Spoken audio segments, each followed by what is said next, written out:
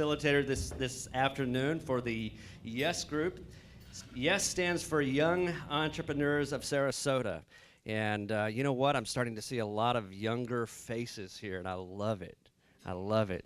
We also need to keep the more seasoned faces here because that's how you pass the baton. And I've recently heard a business is not a marathon, it's a relay race. And it's where you pass the baton to the next person. And on my radio show this last Saturday, I had two guests from Texas on, and they said this. They said that the difference between a boss and a leader is a boss does not want to be replaced. A leader wants to replace himself. And that's key. That's really key. So I ask you a question. Are you a boss or are you a leader? You're a leader. Absolutely. So thank you all for being here and being a leader. And be a leader and bring somebody else here because you need to pass the baton on to somebody else, the entrepreneurial baton to somebody else. There's tremendous talent out there in the next generation coming up, but they need that support from all of us. So again, this is the YES Group. How many more days? I just passed the 40, so I'm downhill from here on out. You're now one of us. I'm okay. Okay, I'm one of you. All right. Okay. What can I say? But I was in a neighborhood and I saw Jeff Foxworthy's house in Atlanta one time. And how many of you know Jeff Foxworthy? What his tagline is? You might be a redneck if. Okay. So no name dropping, but John Greer also has a kind of a shtick like that. It says, you might be an entrepreneur if. And so John Greer says that you might be an entrepreneur if you are resilient and do not give up easily. Think about that. Entrepreneurs don't give up easily. They have a dream, they have a purpose, they have a mission, and they usually fulfill it. Number two, you might be an entrepreneur if you have always enjoyed selling stuff, even as a kid. How many people here had a lemonade stand that they ran as a kid? Let me see your hands. Okay. Paper stand or newspaper, selling stuff. See your hand again? Awesome. Okay. A train show.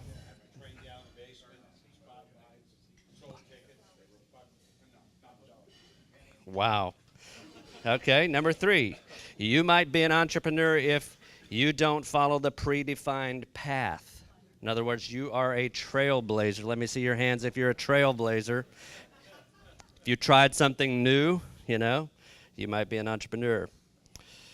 You might be an entrepreneur if you are uncomfortable working for others.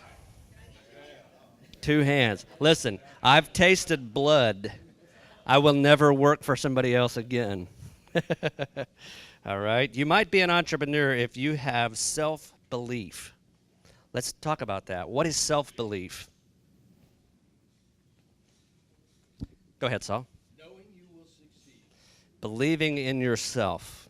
Believing in yourself. Knowing that you will succeed. You might not succeed the way you thought, and where you end up might not be where you thought you'd end up, but it will always be successful, and you learn from the mistakes, and that's why you're successful. I guarantee you, if you're successful, you have made a lot of mistakes. Go out and increase your failure rate, and I promise you, you will be more successful. Think about that.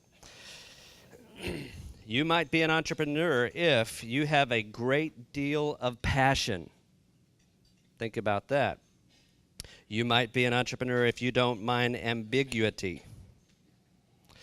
You might be an entrepreneur if you are willing to get some skin in the game. If you're willing to put your neck out there. My dad used to tell me this. He says, David, you'll never know the exhilarating feeling of having a machete coming down on your neck until you try something new. Think about that. It's an exhilarating feeling, knowing that you could lose it or you could gain it all. Okay?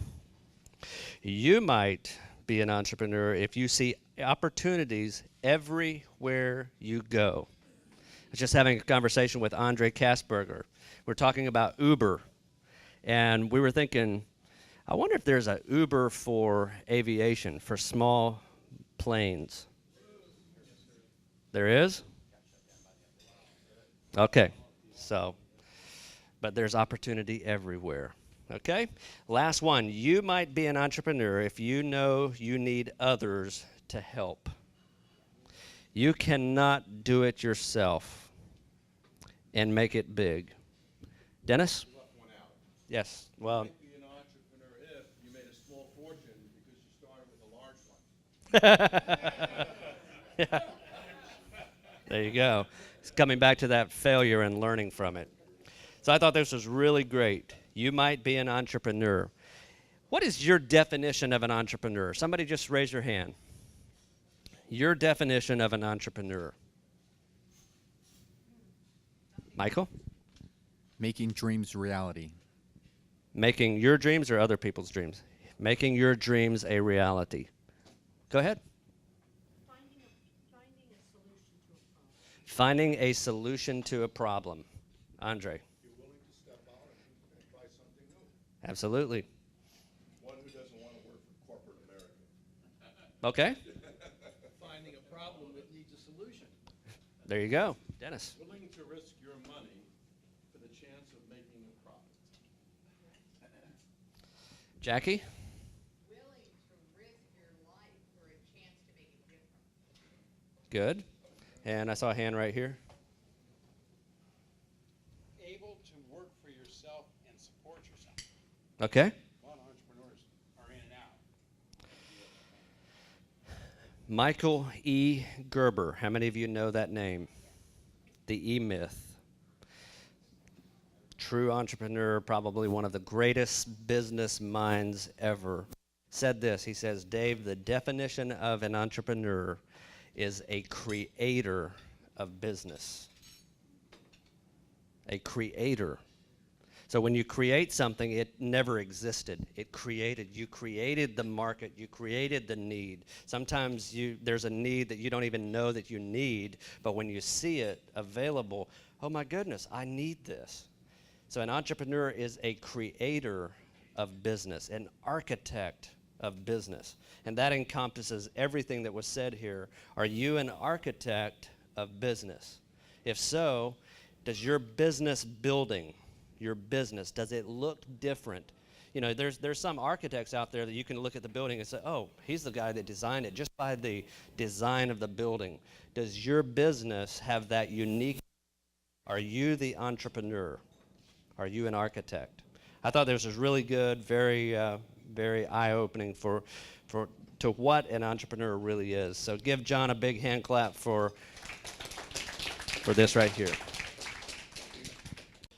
Michael Johnson is viewed as one of the leading digital strategists and SEO expert in the Sarasota and Tampa area. Michael, who is a Navy veteran, has taken search engine optimization to another level by also focusing on lead generation and conversion via search to increase revenue for his clients. Because he has grown up with the industry, he is very well rounded in most aspects of internet marketing. He often speaks on SEO, search engine optimization, lead generation, and other internet marketing subjects to business owners in the Sarasota and Tampa area.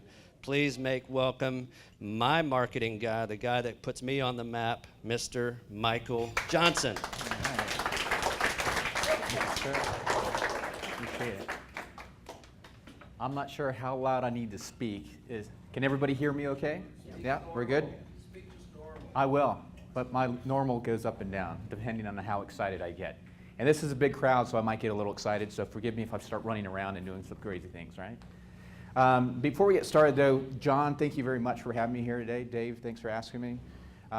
You know, I regularly attended this group when I first moved to Sarasota almost five and a half years ago.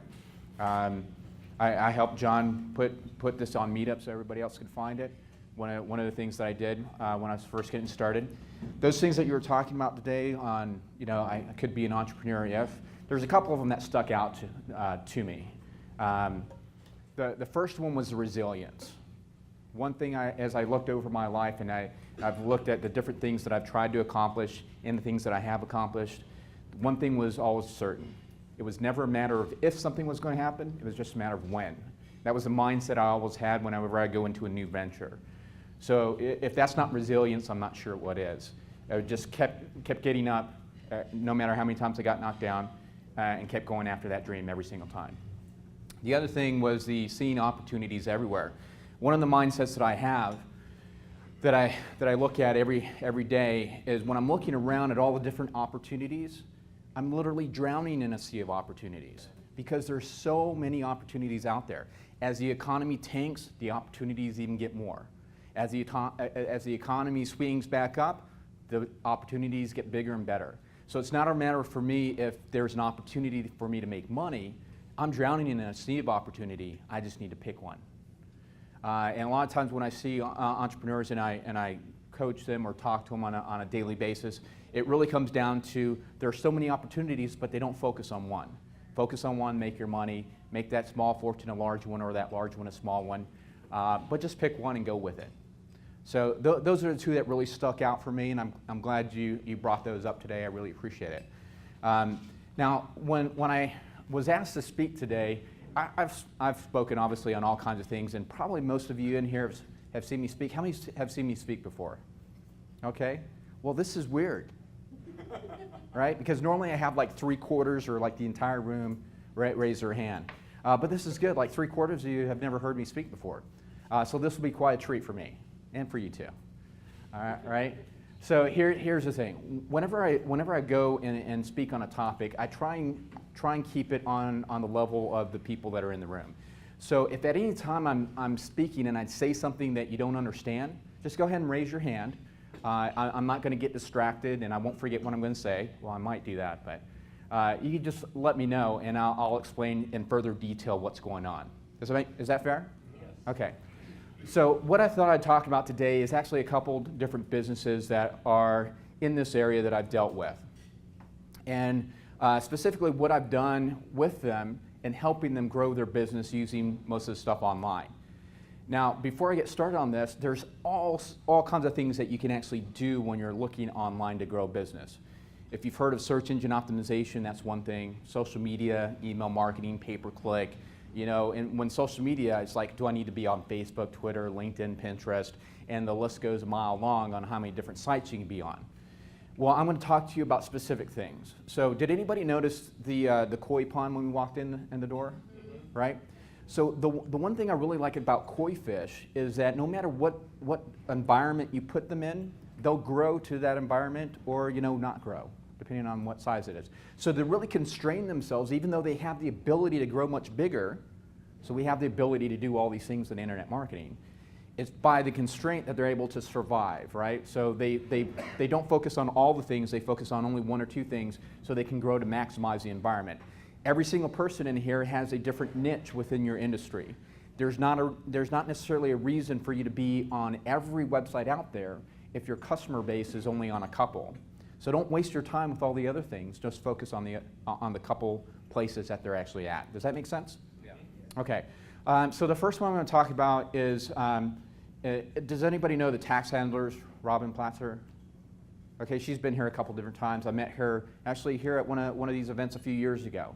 So she has a tax business. They do tax returns for personal and business.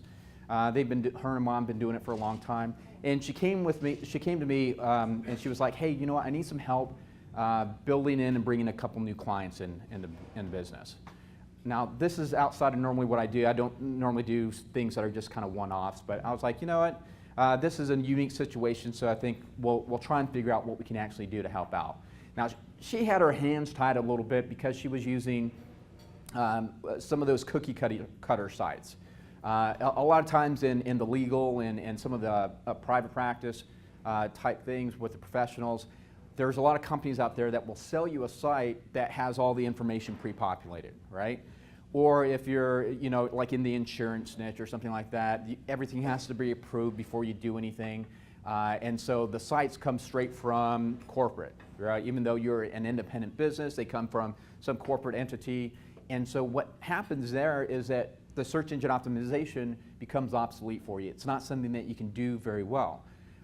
Just because of how the search algorithms work, if you have all this other content on your site that's being created and it's used now on hundreds or thousands of sites, it's really difficult for you to actually get that to rank for anything that's going to be worthwhile. Okay? So that was her big problem. She didn't know how to do that. So I went through and I did a bunch of research on kind of the people that she was trying to reach out to and what type of things they would be searching for. And what I found was a handful of phrases that we could do and make some unique content for. And so what I mean by unique content, in this case, Robin wasn't afraid to get in front of the camera and get on video, all right? So what we did is we wrote the script, we made sure that all the keywords were in the right places within the video, uploaded it to YouTube, and within a week she had 5 clients, right? So, and that's because I did the proper research beforehand, knowing what the people would be looking for. So knowing your customer is something that's very, very important. If you don't know kind of what phase they are in the buying cycle and you don't know what phrases they're going to be typing into the search engine, then that becomes something that is going to be more of a detriment to you as a business owner. If you don't know who it is that you're selling to, how can you go out online and actually find them? So when I was doing the research and I found this keyword phrase, it wasn't something that was necessarily high volume, right? It wasn't something that was going to bring in thousands or tens of thousands or hundreds of thousands of searches on a monthly basis. Realistically, it was less than a few hundred on a monthly basis because she was only doing something for Florida, right? And really, realistically, she wanted to do something here in Sarasota. So it wasn't like it was a high volume term, but it was very, very specific to a problem that she had the answer for. So the first thing the first thing I would recommend that you would do whenever you're going out there and creating content is that when you have a problem that you know you have the answer to, regardless if everybody else has the same answer, make sure that you put it in your own words in the way that the customer would respond. So what I mean by that is, they're going out there and searching, your customer is going out there and searching. What phrases do they use specifically to do that? You should know, right? You have an opportunity to talk to them every single day. So use those phrases within your search. And with the video optimization on YouTube, especially with something that has such little competition, just adding that phrase in the title a lot of times is enough to boost your rankings to the top, right? Because nobody else is actually thinking about actually optimizing for that specific term. So do the research, do the due diligence, and something like that can happen. So obviously the 5 clients was able to pay, for my service, and she kept kidding. The next week she sent me another little quick chat message, and she was like, I've had another 5 calls on that video that were coming in. So now, does it happen that fast every single time? No, it doesn't. I wish it did. That would make my life really easy. But if it was really easy, then I would not have a job, right? So, but things like that can happen as long as you look for those kind of hidden diamonds in the field. Does that make sense, everybody? Yeah. Okay. All right, so that's one. The next one I want to talk about is actually a magazine that I was dealing with, right? So this is a magazine. They had a print version, then they went all digital version, right? You know who I'm talking about. So anyway, whenever they came to me, their traffic was actually going downward, right? And you've heard of some of those penalties that are out there with Google Panda and Penguin penalties, stuff like that. So their site actually needed to be re-architected a little bit, but also the keyword selection was a little off.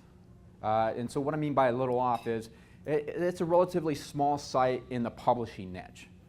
And so when you think about a publishing niche, think about like a Time magazine, right? That's a big magazine. Who are you going to find first when somebody writes an article? Is it going to be Time magazine, or is it going to be this really small little magazine, right? They also had a competitor in the marketplace that was a venture-backed company. In other words, they had a lot of money coming into it, so they were able to do high volumes of SEO. So we had to figure out a really easy way to kind of fix their site and get the traffic up there quite a bit. Now, actually, I think I wrote down the exact number because I didn't want to get this wrong, right? So the end result, and then we'll talk about how we did this in a second. In April, I was looking at their year-over-year traffic stats because it's seasonal, right? And if your business is seasonal, it's not good to compare your traffic from the previous month. You want to do it over the previous year, right? Because then the seasonalities tend to kind of work themselves out. So the year-to-year stats, their increase from Google traffic was 1,142.77%, right? So we were able to do that by a couple different things. One, we had to fix the site architecture.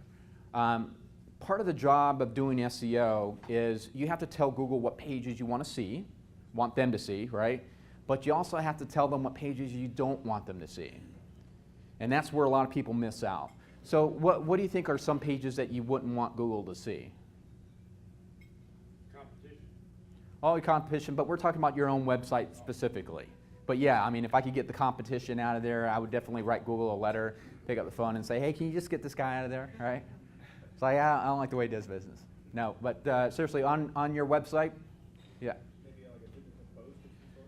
Right, so that's a phrase that I hear a lot. Have you ever heard about duplicate content?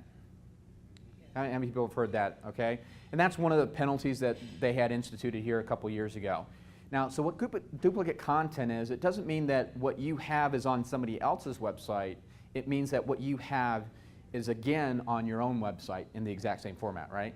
So what happens is, a lot of times with like WordPress and some of the other blogging platforms, by default, the things that helped you 5 years ago, 6 years ago, on getting found for all these different terms, actually hurt you today. Because what they do is, for example, you create a blog post, right? And then it puts it into your feed on your blog page, so you see like 5 or 10 pages there, right? And then you put an image in there, right? Because they say put an image in your post or embed a video in your post. Well, that image is also created on another page, right? And that blog post is on a single page as well. And then every snippet that goes on there in your sidebar and all that kind of other stuff that you'd use, because some people are like, hey, look, here's my next plugin that I'm going to use, or here's the next article, and it's going to just take a snippet of this previous article. Well, every time you do that, you kind of ding yourself more and more, right?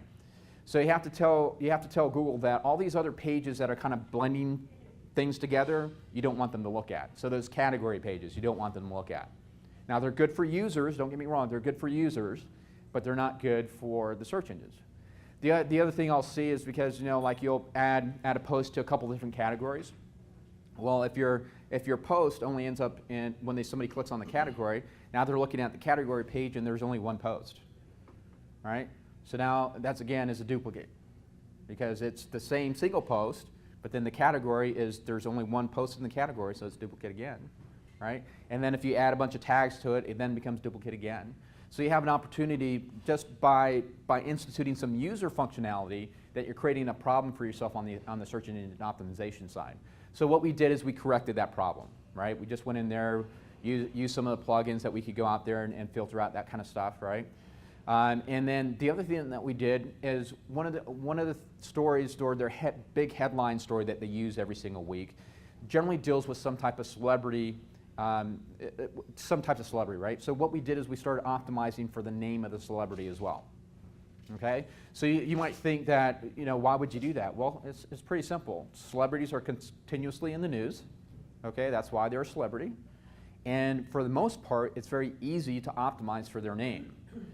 So how you can use that in your business is if there's an event, or if there's another competitor, or if there's an announcement that's an industry announcement, those kind of things are very, very easy to optimize for. So if you can get your business to write about that topic, then you can get search from there. And sometimes they're in it's a newsflash situation, right? So this just happened, breaking news, boom, this happened, right? Well, if it's an industry update, make sure you are blogging about it. Because if you are, then there's a really good chance that your blog, even all you're doing is putting the term or whatever that update is in the title and in the content as well. And you'll be able to get ranked for that because nobody else is really optimizing for that. But the keyword research, whenever we're doing the keyword research, it's really a lagging indicator. Do you guys know the difference between leading and lagging indicators here? Right, so the leading indicator is something that's it's going to show you what's happening, right? The lagging indicator shows you what's happened already, okay? So whenever you look at the keyword research, that's something that the search volume from the previous month or the previous year, something that's happened in the past. But if you see something that's trending very, very quickly, like something that's trending in Twitter or something that's trending in Facebook, that's something that you can get ahead of the curve on, because by the time the research comes out on how much volume that search is generated, it's too late. You've already lost that traffic. So by positioning this magazine to do some of the stuff with the names, the celebrity names, and then also fixing the architecture of the site, we were able to get huge gains. You know, in relatively, you know, in a year is a relatively short amount of time to get that type of gain. So in your business, focus on the industry trends. Focus on if there's any type of celebrity or event, you know, that you can be a part of, that you can hook into, do that as well. So like here locally, you know, Bar Camp becomes a very, that's another organization that I was involved with. So Bar Camp Sarasota, they do twice yearly events, and they get a lot of searches during those couple times a year. If you can tie your business to that event, then you can benefit from those searches as well. And some of those searches go on a national level, right? So if you're looking at driving in traffic, the great part about having a business these days is you're not limited geographically, even if all you do is serve geographic customers, right? So how many people here in their business can serve somebody outside of the Sarasota area? Okay, so that's most of you, right? So if you can serve somebody outside of the Sarasota area, there's no reason not to have a national or a global reach whenever you're doing the optimization for it. So it's a little different than it was, you know, a few years ago, where, hey, look, the internet's nice, but I can't sell anything to somebody over on the other side of the world, right? But now you can. And those traffic channels are established, that people are searching for your product and your service. They're looking for the best value for their money, regardless of where in the world it's located. So think about that for a second. Do you offer the best value for the money that's spent in your niche, right? If you do, there's not a reason that you can't sell to somebody over on the other side of the world, or somebody just in your backyard. Does that all make sense so far? Yeah. Okay. All right. So that's the first two. The third one was a little different. This one is actually a brand new company, right? So this is some of the stuff that we've done for this guy, and he's on track to have $1 million practice, and they just opened up, you know, three and a half months ago. So what we were able to do with that is, again, this is a combination of a couple different things, right? So if you look at the core, what I consider like the 4 pillars of internet marketing: the email marketing, the search engine optimization side of things, right? The social media, and then also the paid media. Those are, I consider those the 4 pillars of internet marketing. You can have them working in conjunction with each other to actually drive more revenue to your business. Okay, so, and that's exactly what we did for this guy. So we're running ads for this guy. He has a weight loss clinic. He's running advertisements. When they come to the site, we're able to track them, right? Because we have Google Analytics on board. We know which pages they're going to. And then as they go through the analytics side and they sign up for an appointment, we collect their information first, as far as their email and phone number and name, right? And then they have to go set the appointment. Well, when they set the appointment, they go to a different page. Now, this is a little bit more advanced, okay? But this is something that's very, very possible for anybody here, because the technology now allows something like that. Anyway, so when they went to the next page, if they didn't get to that next page within a 20-minute time frame, we sent them an email. All right? Because they just gave us their email information. They just gave us their name and email and phone number. And then I know they need to set an appointment. Well, you know what? Stuff happens. If you're at work and you're trying to set an appointment to go to the doctor or go to the clinic, your boss walks in, boom, it's done, right? We have to look at it later, right? If you're at home, if you work from home, and you're over there, I have little kids. I'm in the middle of doing something. Now that a little kid comes up, what was I doing? I don't know.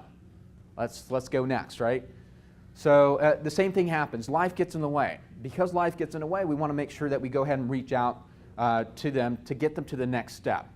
So the marketing that we were doing on the internet for this doctor was all about getting the site visitor to the next step, right? So, hey, they gave me the information. Well, now the next step is to set the appointment. Now the next step after that, before they come in for the appointment, was to watch a video, right? So we wanted to make sure that they could go to the next step. In your case, it's going to be a little different. I don't know what the next step looks like for you, but think about it. When a customer comes to you, what process do you want them to take? Remember, as a business owner, you're the one who dictates that process, not the other way around. The customer is going to go all over the place. You have to lead them down the path that you want them to take. So when you're looking at this and you say, okay, I want them to go to this page and fill out this information. I want them to go to this page and set an appointment with me. I want them to go to this page and pay for the service, right? Whatever page you want them to go to, whatever you do, by breaking it up in different pages instead of having it in one page, now you can track the progress of how things are going. So another interesting stat. So on the emails, what do you think is a good email open rate? Just as curiosity, looking for your business or things that you've heard before, a good email open rate. 1/10 of 1%. That's funny, right? 3%. Okay. You said 30%. Okay. Okay. So yeah, absolutely. If it's going to an audience that already knows who you are, knows and likes and trusts you, then yes, it's going to have a higher interest rate, open rate. It really depends on the industry, right? Do you mind if I share what your open rate is? So when we send out emails for Dave, they're at 19%, right? We're trying to create value when we go out there. In his industry, they're normally down to 10, 15% or less, depending on what they're doing. So we have a little higher open rate than normal. I'm in the marketing side, right? The marketing emails, they don't get really open very much. 3% on a marketing side, somebody's doing a good job. 5%, somebody's doing a good job, okay? This guy's open rate, when we're doing, just reminding them to set the appointment, is at 72%, 72.06%. Okay, so it's one of those things that when you go in there and you remind somebody of a specific action that you want to take, if it's done in a timely manner, your open rate's going to be ridiculous, right? Now, are you going to be able to pick up the phone and call those people? Probably not, right? So they might be filling out the stuff in the middle of the night. If you work 24/7, that's great. If you have a call center for you that's over in India calling everybody, that's also great. But chances are you need an army that works that's automated. So that email is your automated army. The other thing that we were doing on top of that is we also have retargeting ads. Does anybody know what retargeting ads are? Yes. Okay, so the retargeting ads basically, as well, Andrew was here a second ago, but what he calls them are the ads that stalk you around the internet, right? You go, if nobody's ever gone to Zappos to buy a pair of shoes, go do that and you can experience that for firsthand, right?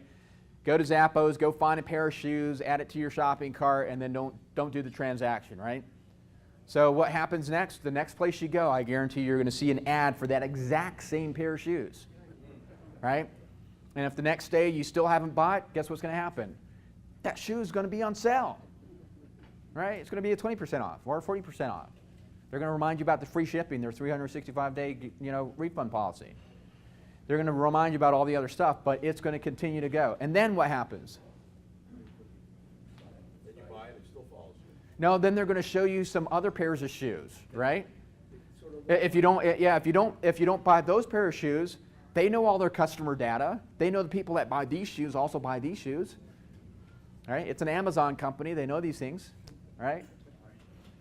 So if they know these things, guess what the next thing they're going to do? They're going to start showing you the other shoes. Now, if you go to a website that has like clothing and accessories on there, a lot of times on a lot of these more sophisticated ads, what they'll start doing is they'll show you the item that you were trying to purchase, and then if after a couple of days you don't purchase that, they're like, well, they're not keen on that, but maybe it's there already. So guess what? This matches. Did you know these shoes match with this purse? How would you like this purse? It's on sale. Or this purse, these shoes and this purse matches the earrings or the cufflinks or the shirts or the dress. And so they have sequential targeting like that, the same way that they do with the email targeting. So we didn't take it to that level of sophistication, but we did kind of remind them on what the next step of that process is. All right? And so by doing that, we were able to scale up the client base very, very quickly. We also did a couple other things too, right? The one part that I love about doing stuff online and digital is that you can track all the results.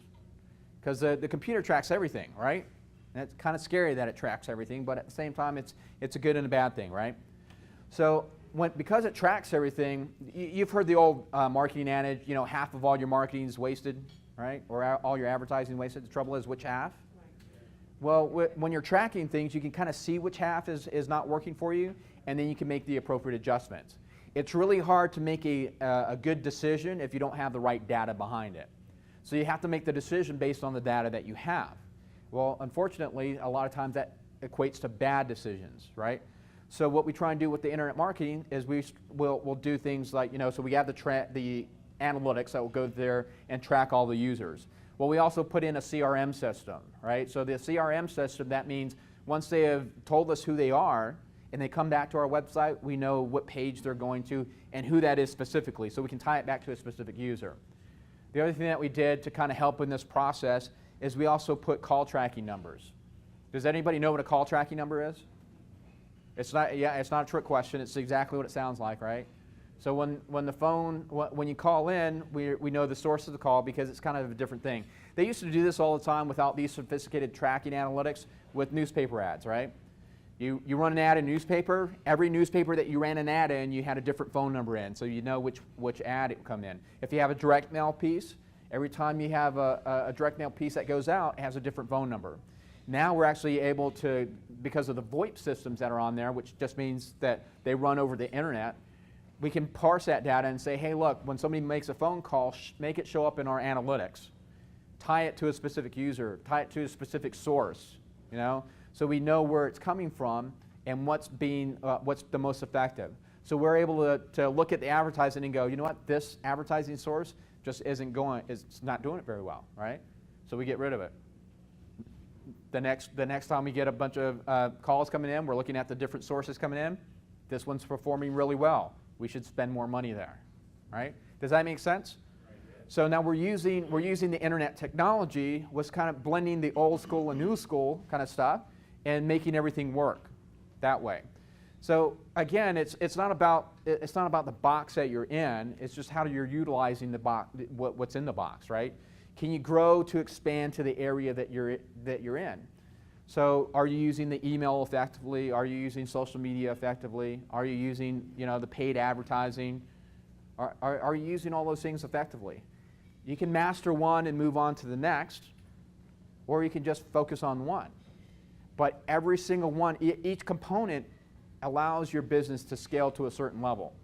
I know some, and this is going back a little bit, but I know some guys that if they have a website, you wouldn't know it because it looks horrible. It looks like it was built 15 years ago, right? Or 20 years ago. Those banner ads and everything's kind of blocked off and it looks horrible, right? But they have a big email list and they advertise and they build that email list on a constant basis. They have a million or multi-million-dollar business that's all based on email communication. That's possible. Can it be possible for your business? I don't know, but you can look at it and find out, right? I know some people that all they do is they don't really have a website. They build stuff on Facebook. They'll have a Facebook group. They'll build the discussion around the problem that they solve in that Facebook group. And then they present the solution on a regular, recurring basis. Because they are the administrator of the group, they can control the discussion. So if anybody's trying to pitch a product that's especially a competition to them, thank you very much, but you're out, you're gone, right? Everybody, as long as you're building value to that discussion, then he allows you to stay in that group. And of course, the people become predisposed to who as the expert? You as a group owner. They also have, you know, 7-figure businesses doing that. So it can be a lifestyle for you, or it can be a business that's a brick and mortar business, or a business that you go into and service clients remotely or locally. It doesn't really matter. Each one of these, I could give you examples on each one of the different types of marketing that's out there with the paid ads, the email marketing, doesn't really matter, on ways that you could scale your business just using that one source and take it to double your income, double or triple your traffic that you're bringing into your business. So the thing is, remember at the beginning I said we were drowning in a sea of opportunity, right? The opportunities out there are endless on the internet. and it doesn't really matter. Focus on the one that you like, that you prefer, and grow and scale that one. So let's look at the 4 different ones just really quickly again, right? So email. How can you grow your email subscriber base if you don't have a lot of money to spend? That's an open question. Yes? Put a post on LinkedIn that gives people a link to a landing page that captures their information for the rest of the story. Okay, you could do that. That's really complicated. Let's go something more simple, right?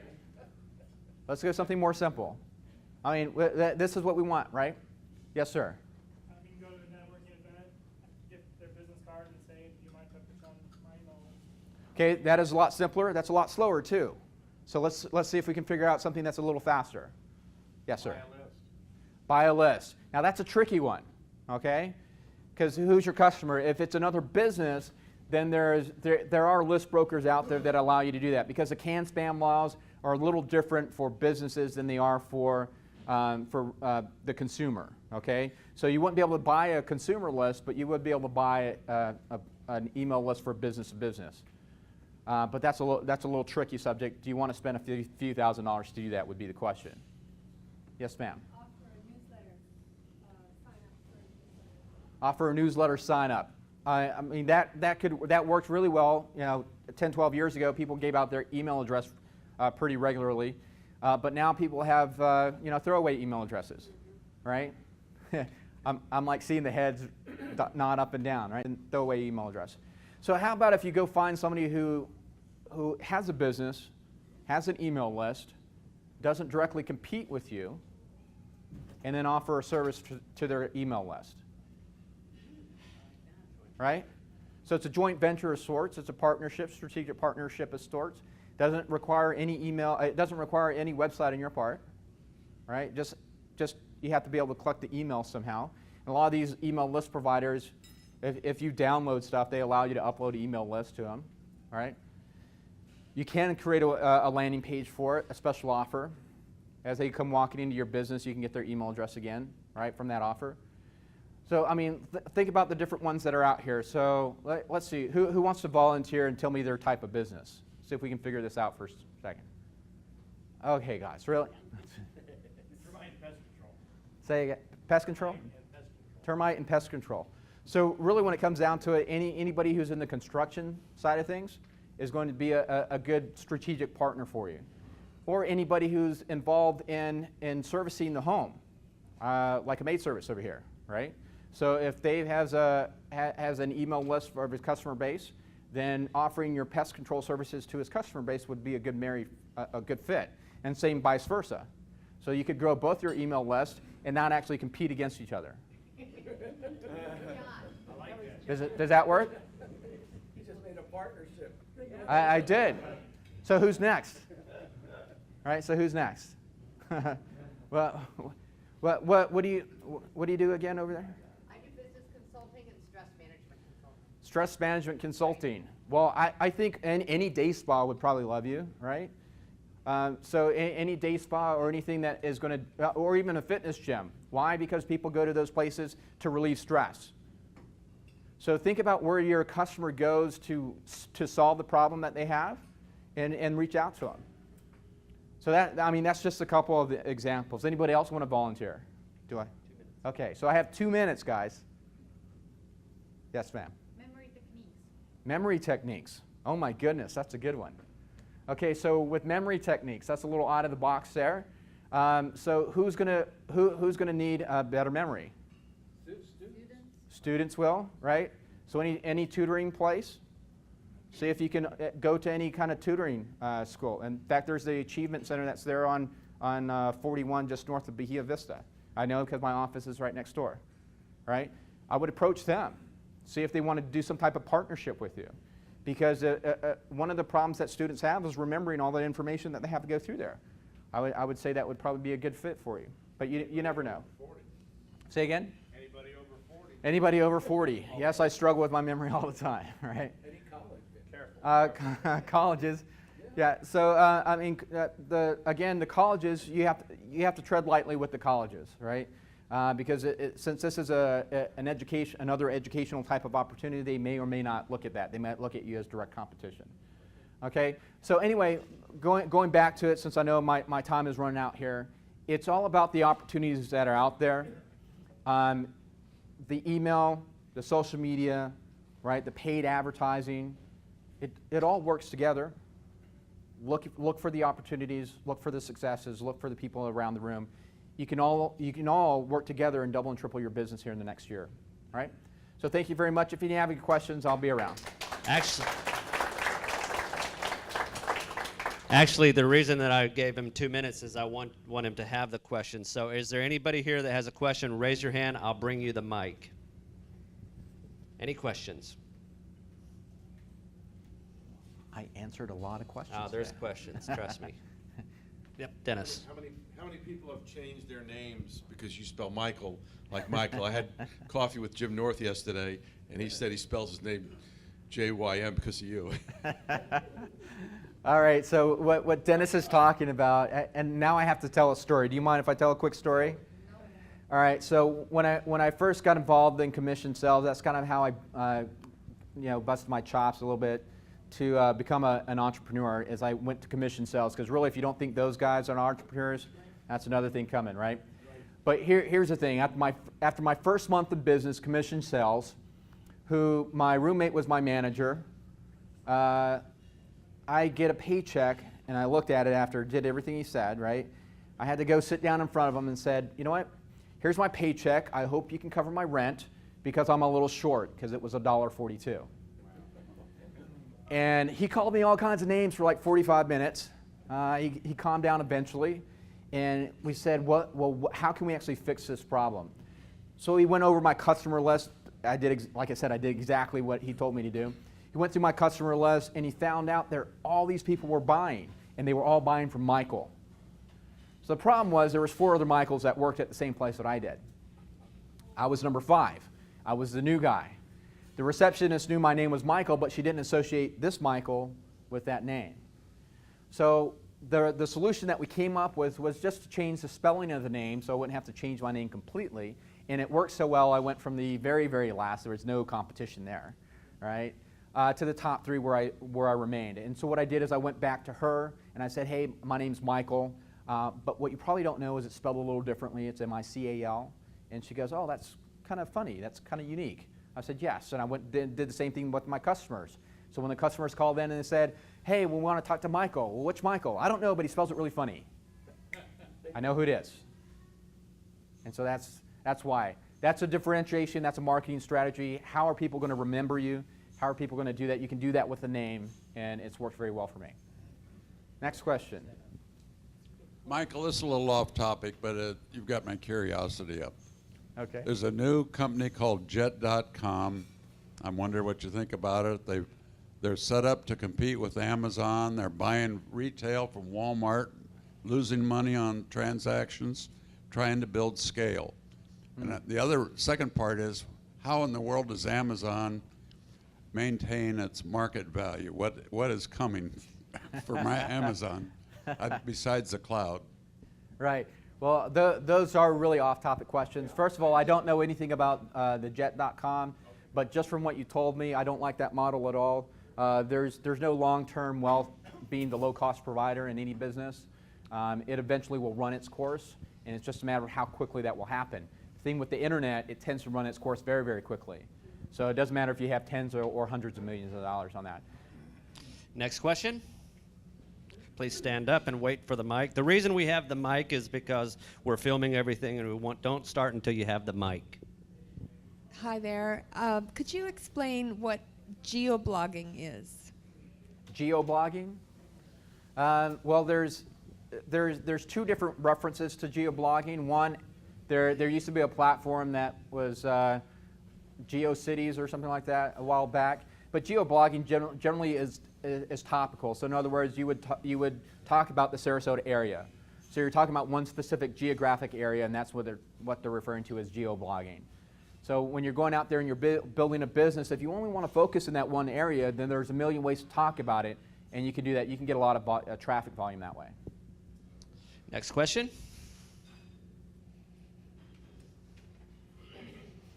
All right, did you enjoy Michael Johnson? Yeah. Give him a big hand clap. Thank you so much. Thank you.